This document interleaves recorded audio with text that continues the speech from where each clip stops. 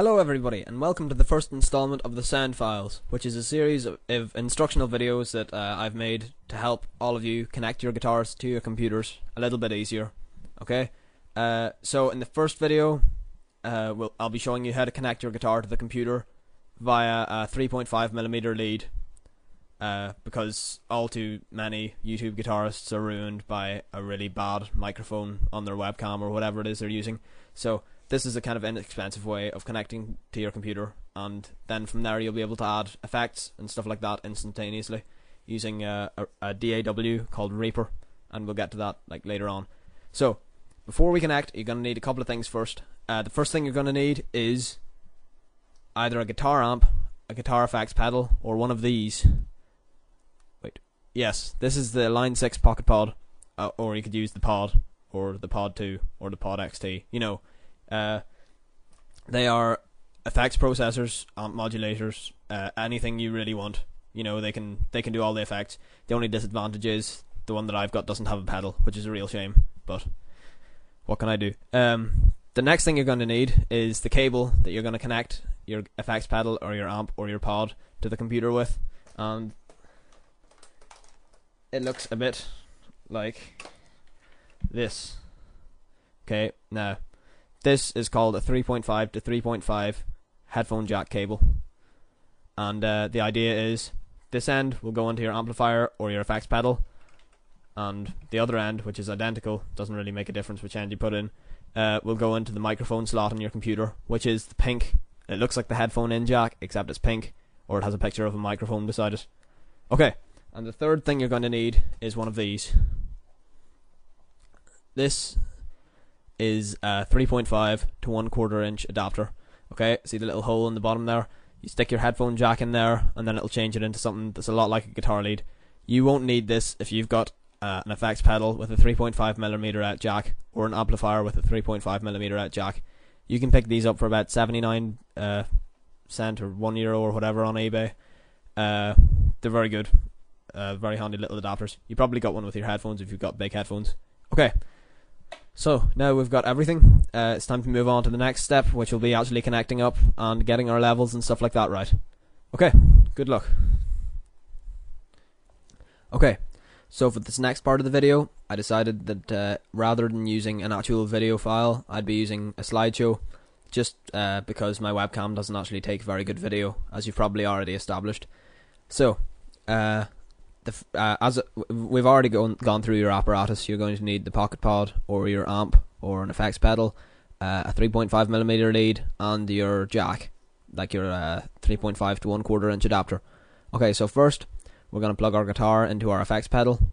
Then we're going to plug our effects pedal into the computer. So to do this, we're going to attach the 1.5 jack onto the end of the 3.5 lead and plug it into the output slot on your effects pedal or amplifier. On your amplifier it might be called headphones, and then we're going to plug that into the pink microphone socket on your computer. It may just be a black socket with a microphone kind of inscribed next to it, or it might actually be a pink ring with a headphone input there. So we're going to plug it into that.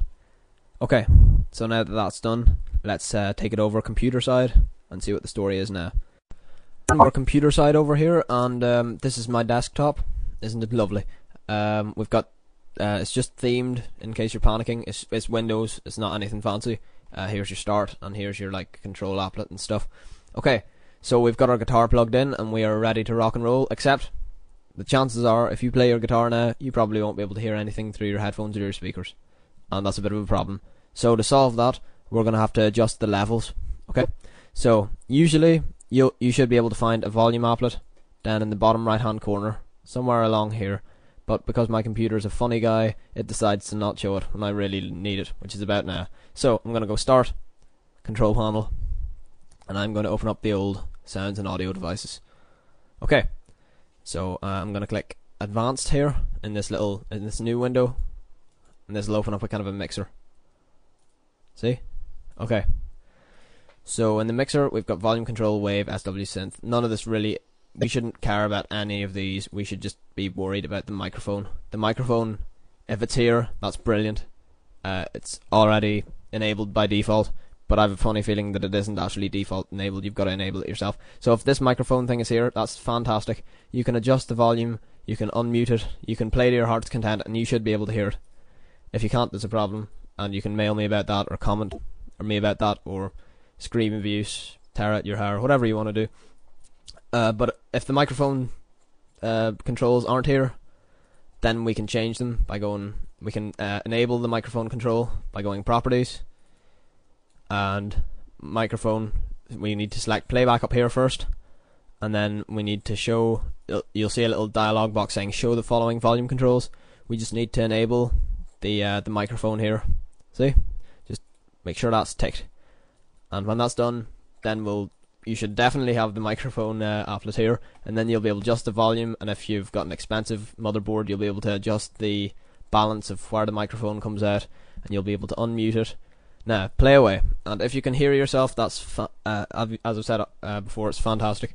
If you can't hear yourself, or you can hear yourself and you're very, very quiet, try clicking advanced right here, and then enabling a mic boost, and this will double the volume.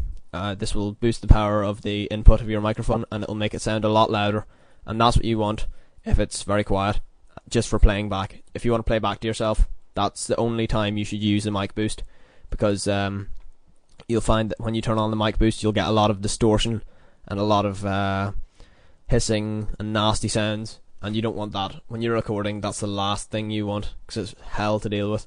Okay, so when you've got all that, when you've got it all sorted out, when you've gotten rid of your when you've gotten rid of the mic boost, then we'll be ready for recording. So we'll be taking it over to Reaper in the next installment, because that's about all I can fit in one YouTube video, and I hope it's been informative enough for you, and I hope you enjoyed watching it, because I sure enjoyed making them. And I hope you tune in for the next video, which will be basic operation of Reaper, and then after that we'll get to the Easy Drummer, and then we'll do some plugins and stuff like that. So I hope you watched it, I hope you enjoyed it, and if you really liked it, you can always subscribe. Okay, so that's me, Stephen B. Ed.